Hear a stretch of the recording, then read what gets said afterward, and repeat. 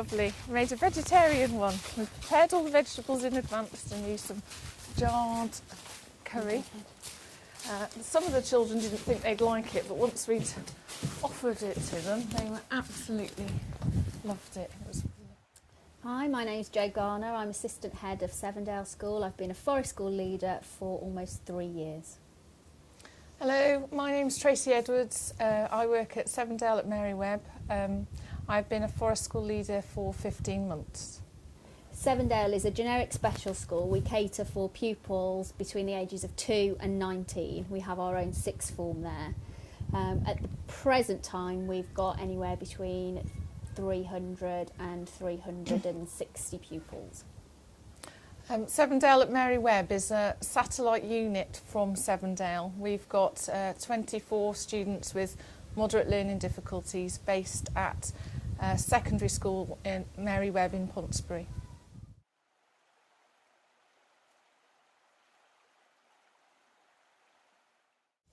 We have a varied range of special educational needs up at Severndale School.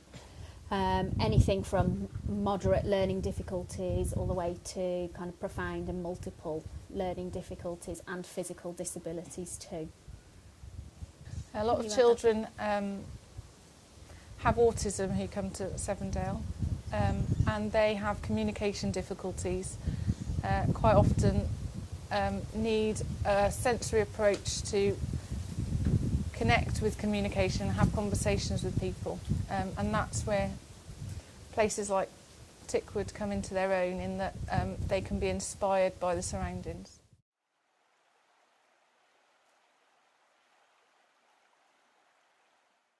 We have a variety of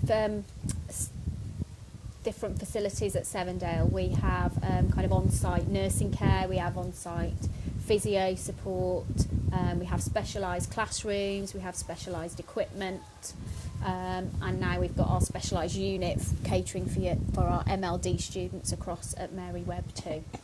So they can access the social side of being with children in mainstream schools and accessing some of the lessons from that facility.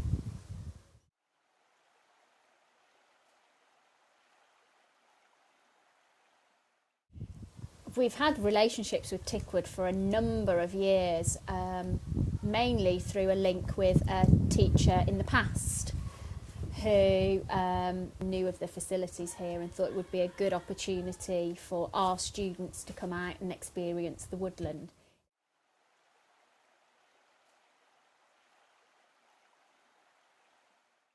We can bring all of our student groups. This site here that we're on is a PMLD site, which means that it's wheelchair friendly.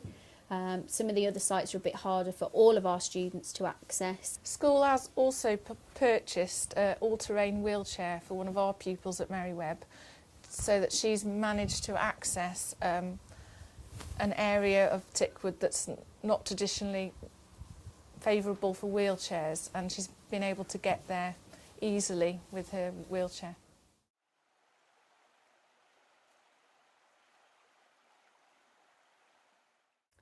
It depends.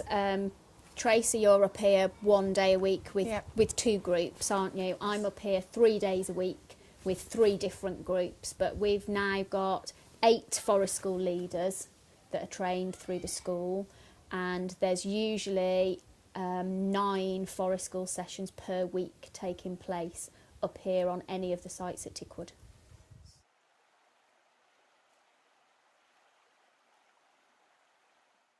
The horticulture group is mainly a sixth form initiative, so our students will come up twice a week to help Andy, the head gardener, to dig, weed, prepare, plan and grow, I suppose, the food that's up in the walled garden area.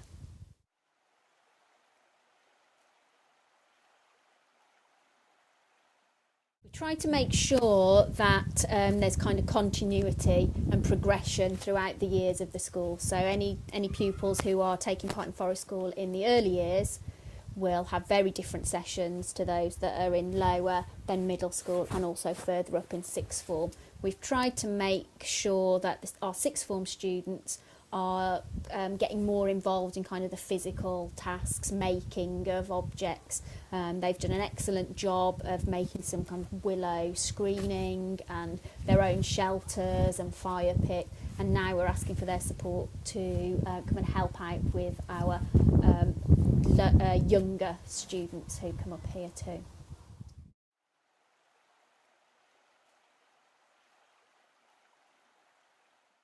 I think our students know that they're here as a learning experience because we call it an outdoor classroom. I think they are learning through fun, and sometimes they're not always noticing that they're learning. Same with the communication. You can spot some communication happening between people and building relationships with each other and teamwork that may not be your ultimate objective, but you notice that that happens. And working together is a really big part of it for my group anyway. They do now see it as an everyday part of their weekly timetable, because the majority of our classes who are scheduled for forest school sessions will have the same timetable slot on a weekly basis, regardless of the weather. And we try to include all of the class groups across school too. So during any year, they will have at least one term's worth of forest school sessions timetabled into their curriculum.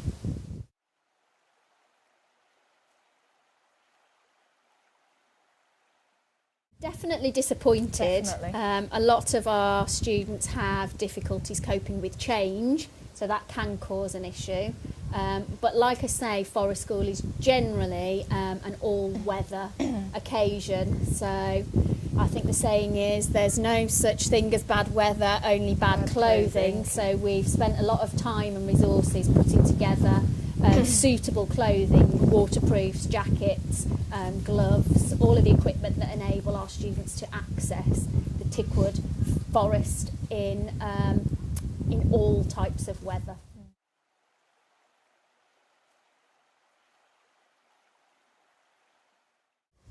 We have a variety of different activities. Like I say, we try to make it progressive throughout the school. But a typical session would start with the group of children perhaps sharing a story or some sort of discussion about the day's learning experiences. Typically students would then go off and collect or sort or make, develop that activity, then come back. We usually have snack time within a circle situation, possibly a fire, so that we can cook our own snack, or lunch as you have done today, Tracy. Cooked a lovely vegetable curry. And then we'd move on to either finishing an activity, or perhaps towards the end of the session you're looking at more child-initiated learning, which means trying to get them involved and encourage our pupils to think for themselves about what they'd like to do and develop the activities kind of week by week. Yes, make their own choices.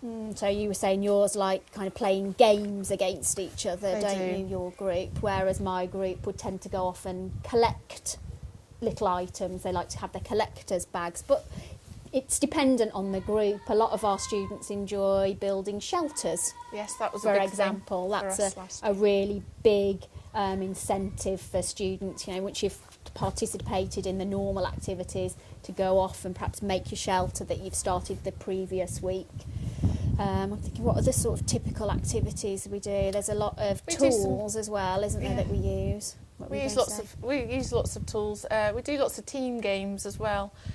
We've used blindfolds in the past and encouraged people to lead each other through the woodland in a safe way. We've done bug identification, tree identification. We can make artwork based on the woodland material that we can find. Andy Goldsworthy's a good artist to inspire that work. Sculptures. The task that we were doing today was to build the tallest tower out of sticks, to try and make a structure and to try and tie it together, and that involved teamwork. It involved talking to each other, finding sticks, locating the sticks, deciding whether they were too big, too small, that sort of thing. So there's lots of communication. Adds a little competitive element, which always goes down very well for my group anyway. I think what we've generally found is that we can cover all aspects of the curriculum through Forest School. So we can cover any subject, but in an active way. Out here, almost, it's like taking the school into the outdoor. You mentioned outdoor classroom. That's basically what Forest School is, an outdoor classroom.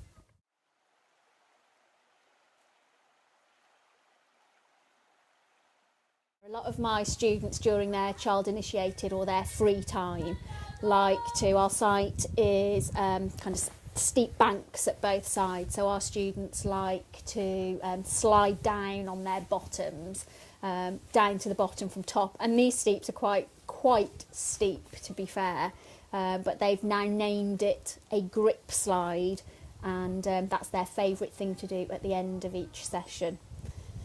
So I don't know if you've got any favourites that yours kind of come back to time and time again. Well, they do. That particular slide's quite popular for us. We don't call it a grip slide though, but that's been helped by the weather in that it's been a very wet winter. So we've made best use of what we've got. Ours like a lot. I like to do role play quite often. Okay.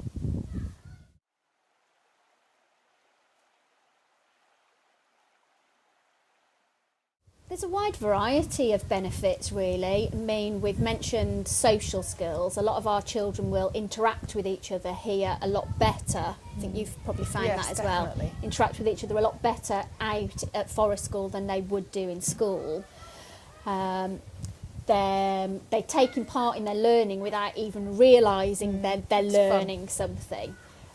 We can cover all elements of the curriculum in a fun, enjoyable and active way.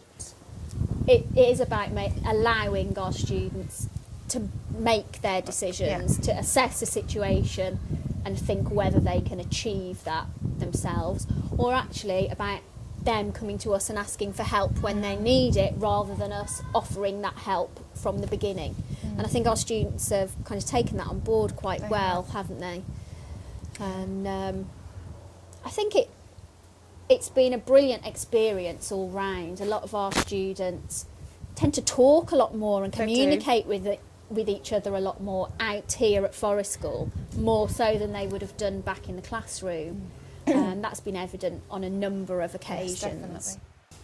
Ready for Hollywood?